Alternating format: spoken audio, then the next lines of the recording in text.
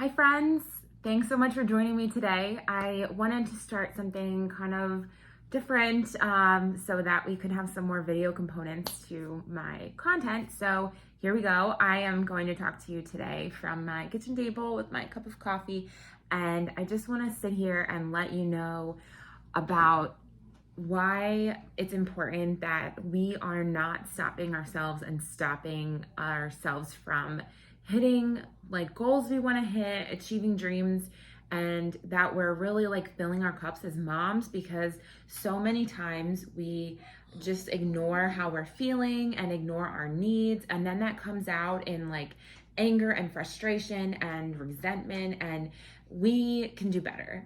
Frankly, we can really do better. We should never be like so anxious and so tired and so distraught and so resentful that we're taking it out on our family, on our husbands, on our kids.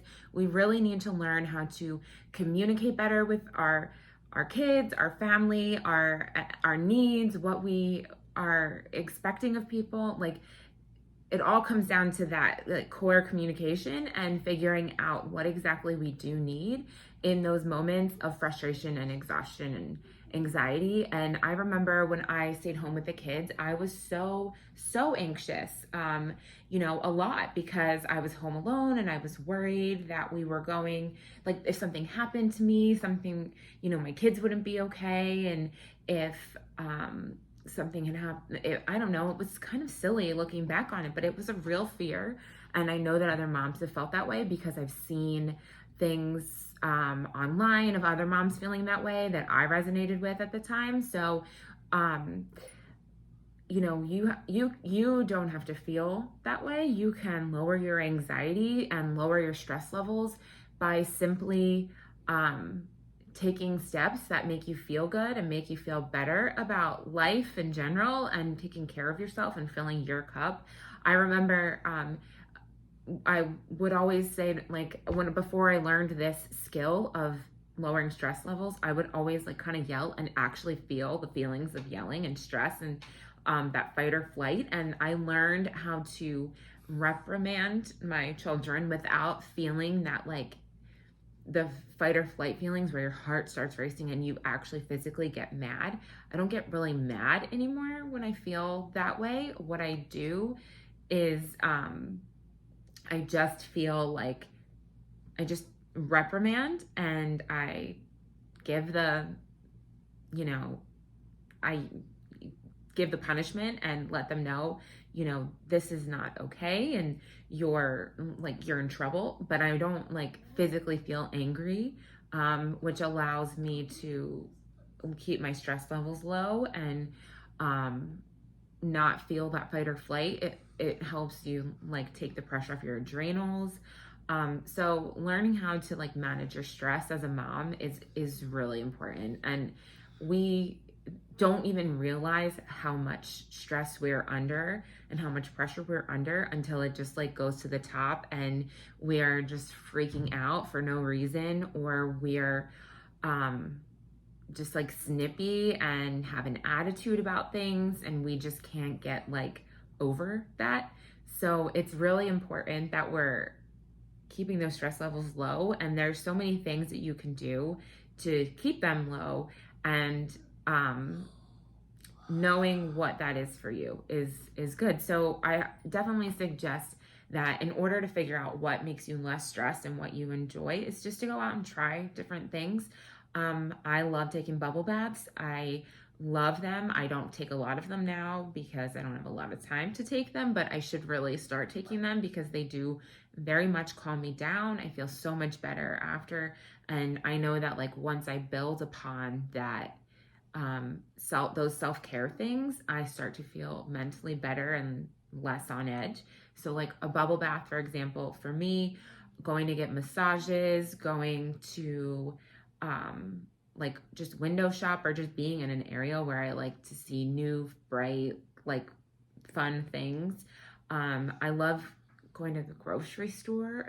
I love making things with my hands. So like cooking, baking, I love doing all of that. I love coming up with new recipes. I also really love to organize and clean. I think originally my husband thought that was like an OCD nervous tick of mine, and it's really not. It's just because I genuinely love to see things clean and tidy, and I love the act of like cleaning and wiping things down and just like, I don't know, I just love that feeling. So that is something that I really enjoy doing. I love having a cup of coffee on my deck or on my rocking chairs. I love reading a book in the hot sun on the beach, my toes in the water. That's a lovely thing. I can picture it now. I don't get to do that very often, but when I do, it's joyous, even if it's for 5 minutes. I love walking on the boardwalk with my family, pushing them on the stroller, or just like watching my son ride a scooter down the boardwalk. I absolutely love that. Those moments by the ocean with my kids and my, parents, my sister, my husband, my family, just our family are some of my favorite moments, especially when we're walking on the boardwalk because you're by the ocean and you're together and you're walking. I don't know, just love it. I enjoy rearranging my home. That brings me a lot of joy and decreases my stress. And sometimes it's putting things out, sometimes it's taking things away. So there's just a few things that I love that lower my stress levels. Obviously, maybe not obvious because maybe this is the first video you're watching of mine or the first podcast you're hearing. But I love reading my devotionals. I love spending time with the Lord. I love reading my Bible. I love listening to worship music. Anytime I can do that, I definitely lower my stress levels. I can feel my body being calmed down and at peace, and that connecting with the Holy Spirit really does help bring you a sense of peace and joy. And I know sometimes it's really hard for us as moms to take that time for ourselves and to feel like we can enjoy that time when we're away because X, Y, and Z might happen while we're gone. Like you might come home to a messy house. You might come home to kids that really missed you. You might come home to, I don't know, whatever it might be, your house on fire. I don't know, anything, whatever it might be. You might come home to something that you like weren't expecting to come home to. So anyway, it's hard to do those things and to leave. But at the same time, coming home after you have a break feels so much sweeter and warmer. And you're just like, I did this for me and I can have that and I can have this. I can be a mom and I can have a dream. I can be a mom and I can have my own things that I enjoy outside of being a mom and a wife. And we get married and we have babies and we just have this, like, that's it. Nothing else matters.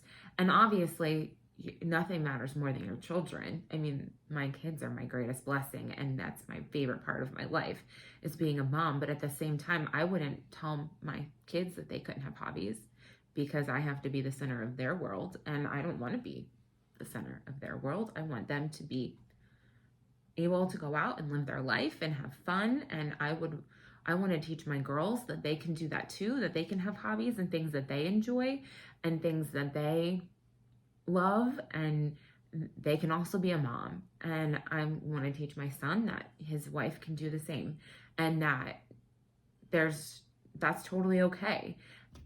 And encouraging this generation of women coming up that that's okay too, because I think that a lot of people in the generation before us, the moms didn't take a lot of time for themselves. Like, I don't remember my mom ever doing anything for herself. I mean, maybe getting her nails done. And, I'm sure she wanted to, but she always made us a priority. So, I feel bad that she didn't get to do that stuff. And I know that it's fine and she's happy and she was happy, but I also know that it probably would have benefited her to be able to go out and do things on her own or with her friends without feeling like she always had to be with us. And she always tells me all the time, Emily, you need to get out of the house. You need to go do things with your friends. And I know that's coming from such a loving place. And I know that she means that because maybe when she was my age, she didn't do that very often. And she wore a lot of the weight of the home and life on her shoulders. And she probably doesn't want me to feel that way. So thanks, Mom, for encouraging me to do that, because it even though sometimes I don't do that, and I do love being with my kids. Once a month, I try and take a break once, and that's probably not enough. So, it's good mentally to have that break as a mom, and we all need that. Even if it's hard to get away, even if you have to pay a babysitter, do it once a month. So I did just upload a blog post recently about things we can do to get breaks as moms. So I just want to share 4 things quickly that I came up with that I think are really good tips for how you can get a break as a mom. And one of them is joining a gym. Joining a gym with childcare, that is, I don't know, $100 a month to join a gym. And then if you have $150, I don't know. It's not that bad considering if you have childcare, you can get childcare every day for 2 hours, 7 days a week. That is amazing. You can put your kids in childcare and then you can go work out. That's time to yourself. You can take your time. A lot of gyms have saunas and they have hot tubs and they have swimming pools. You can go and get a good workout in, go to the sauna, get a hot shower, like really make it a thing and enjoy it and get a break. And that's way cheaper than getting a babysitter.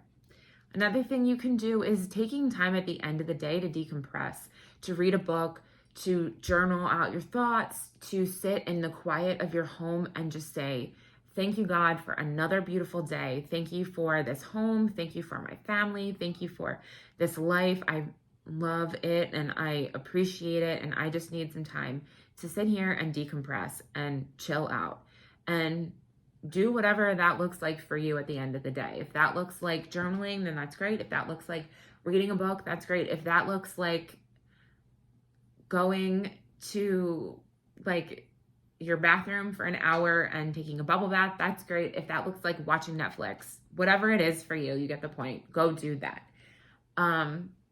Another thing we can do is hire a babysitter. You can hire a babysitter. It's not a bad thing. You can hire a babysitter and you can get a break. And even if it's for 2 hours, go to the library, go book shopping, go meet a friend for coffee, go for a walk by yourself. Do something for you, whatever that might be. Even if you don't want to leave the house when the sitter's there, go take a shower, put yourself in your room and take a nap. Oh my gosh. I wish I would have hired a babysitter when I had really little babies and I really needed naps during the day and I didn't take them because we had all these other things going on. Wish I would have hired a babysitter then. And finally, the last thing that you can do is, what was it? Now I'm like blanking on the last thing that I think we can do as moms to help ourselves. Communicate. That's what it was. Communicate your needs with the people around you and tell them what you need. Nobody can read your mind. If you're feeling stressed or depressed or anxious and you need to, you just need to step away for a couple minutes, like you can tell that to your family and friends and ask someone for help. Communicate what you need. If someone offers to bring you a meal, say, yes, please, thank you. A cup of coffee, yes, please, thank you. Post something on your Instagram, please send coffee. I don't know, whatever it might be, just be vulnerable and let yourself feel that way and express how you need help and ask for help and ask your husband, I need help with this. I need you to put the lunches in the book bags today. I need you to start doing that on a consistent basis. I need you to start cooking dinner 3 days a week. I need whatever it might be. So those can really, really help. Those things can really, really help us decompress, lower our stress levels, and help us feel like a normal human being and not just like a mom that is just constantly pushing and pushing and pushing and never getting a break for herself. Everybody needs a rest. You can't just like put so much pressure on something because then that explodes and it's not good. That explosion is not healthy for anybody. You, your kids, your spouse, no one. So definitely learn how to take that time for yourself, learn how to communicate your needs, learn about yourself and like what it feels like for you to take time away and for you to take time to have a break and learn what are the things that you like to do that lower your stress levels. I hope that this was helpful for you guys today, and please like, comment, share, subscribe, all the things. It really helps me if you guys can do that, and the more people that see my content, the better I can help them. So thanks, guys. Have a good day.